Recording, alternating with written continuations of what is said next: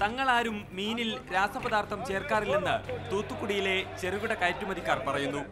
പച്ച മത്സ്യം ഭക്ഷിച്ചു കാണിച്ച് അവർ ഇക്കാര്യം ആണയിട്ടു. இங்கிருந்து கேரளா போற மீன் அத்தனை மீனும் உடனே பிடிச்சி உடனே கரையை கொண்டு வர மீன். அதனால எங்க மீன்ல எந்த இதுவும் கிடையாது. ക്ലോറോഫോമോ ഏതോ கிடையாது. எந்த விதமான சால்ட்டும் கிடையாது. ഹാർബറിൽ നിന്ന് മത്സ്യം ഐസ് മാത്രം ചേർത്ത് പിക്കപ്പിലും മറ്റും കേരളത്തിലേക്ക് നേരിട്ട് കയറ്റി അയക്കുന്നവരാണ് ഇവർ. മത്സ്യം വാങ്ങാൻ കേരളത്തിൽ നിന്നും തൂത്തുക്കുടിയിലെത്തുന്ന മൊത്ത വ്യാപാരികളുമുണ്ട്.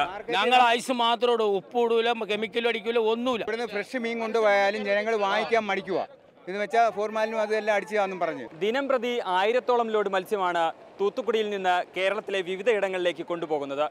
ഫോർമാലിൻ കലർന്ന മത്സ്യം പിടികൂടിയതോടെ ഇതിന്റെ അളവ് ഗണ്യമായി കുറഞ്ഞു. എന്നാൽ വൻകിട കമ്പനികളും ഇടനിലക്കാരും ഇപ്പോഴും കണ്ടെയ്നറുകളിൽ ടൺ കണക്കിന് മത്സ്യമാണ് കൊണ്ടുപോകുന്നത്. കേരളത്തിലെ വിപണി സാധ്യത മുതലാക്കി വിൽക്കാൻ ഇവ ദിവസങ്ങളോളം സംഭരിക്കും.